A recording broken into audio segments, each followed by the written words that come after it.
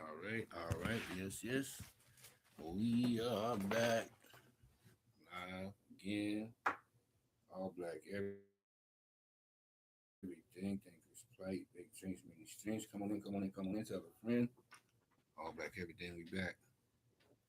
When the world was black, the world was black, the world was black. Yeah. Right where we left off, y'all. We're talking about the Neolithic versus the Paleolithic ages.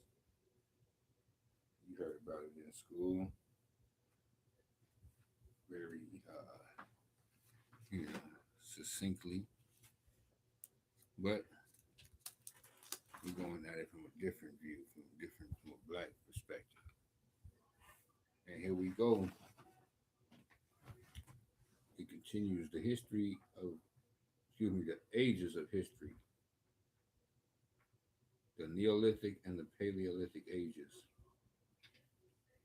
Historians love naming things, so they come up with something called the Neolithic. They came up with something called the Neolithic, which helps them pin down the traditional origins of urban civilization throughout most of the world. The Neolithic is a historical period, literally translated to New Stone Age. It followed the Paleolithic, the Old Stone Age period, and began with the rise of farming and other social changes. But the Neolithic isn't really a specific time period as much as it is a set of characteristics that a society can develop. Typically, the main features responsible for the Neolithic Revolution were the systematic use of agriculture and the animal domestication. For some time, the scientific community said that this happened no sooner than 4000 BC anywhere in the world, and much later throughout Africa and the Americas. Boo, your timeline sucks. But they were wrong.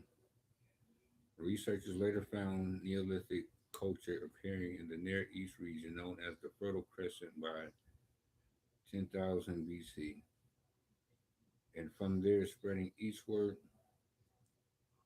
and westwards. By 8000 BC, there were early Neolithic cultures in Anatolia, Syria, and Iraq, followed by the southeast Europe by 7000 BC, South Asia by 7000 BC, China by 6500 BC, the Americas by 5800 BC, and the Philippines by 5000 BC. And it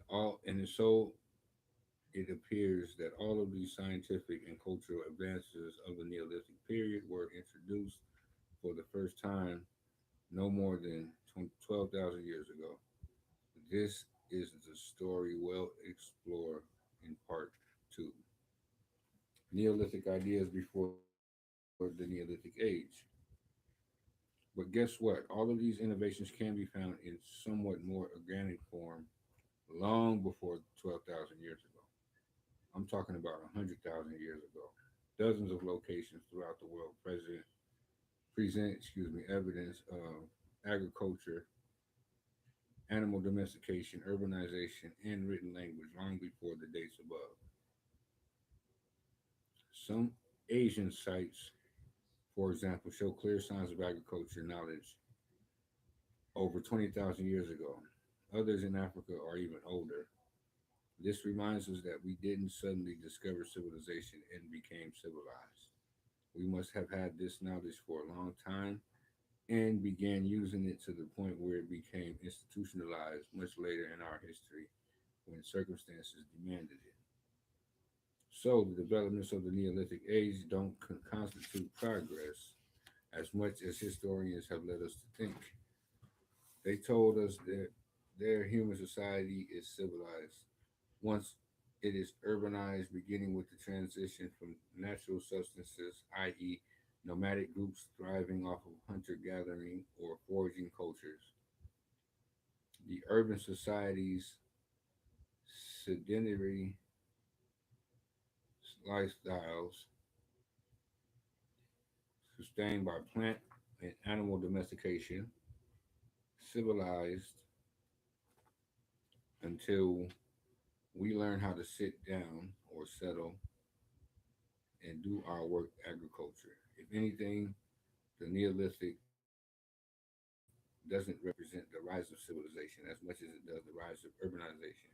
In other words, city life in future chapters will explore which changes were advances or simply different responses to changing conditions. All right. Oh no, I skipped the whole little sentence, but it'll be all right. And it says an introduction to archaeology by Robert Bailey.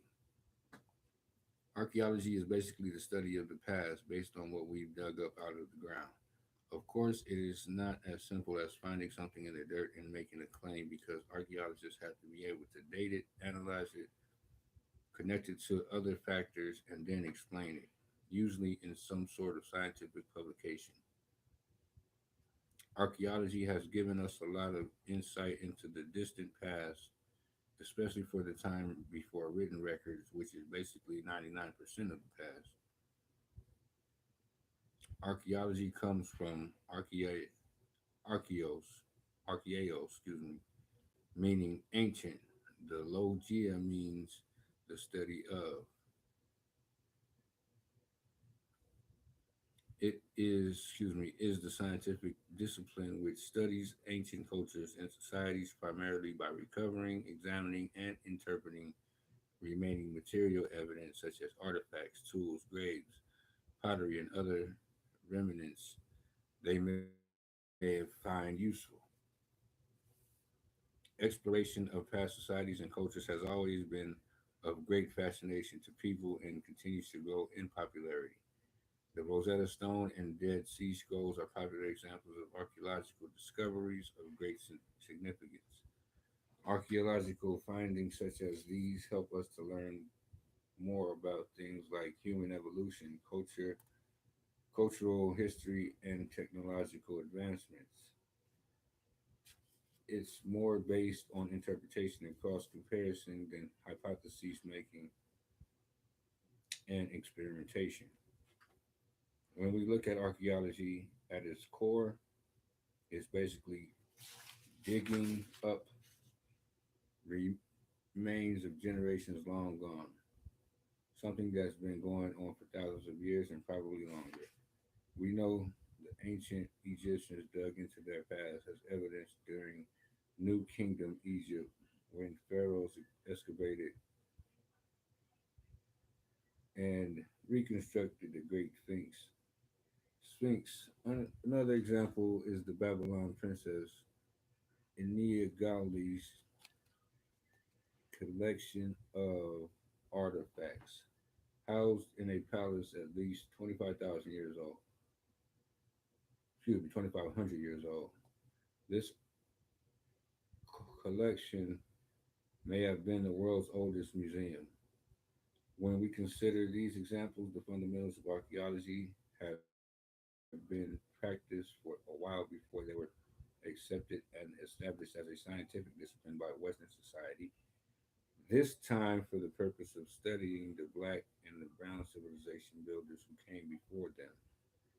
And in fact, the exhuming of ancient history may have been inspired by the influence of the Moors as archaeology gradually became a science during the Age of Enlightenment in Europe.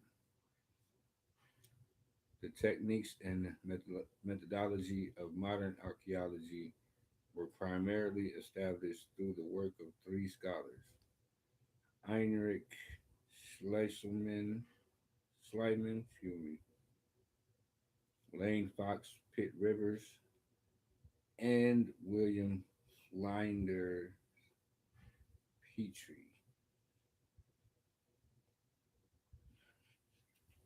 So all of the dates that they've been giving us about when things started and happened, not true, as evidence found. Do your own research, as always. When the world was black, it says all black everything, think is flight, big dreams, many streams. We're gonna leave it right there. Come right back to the underground city of Ankara. Yes, indeed. Like you share, subscribe, and thumbs up like you're hitchhiking. Let's go get it through the algorithm. We just sharing information. Peace and love, y'all. All black everything. Say loud.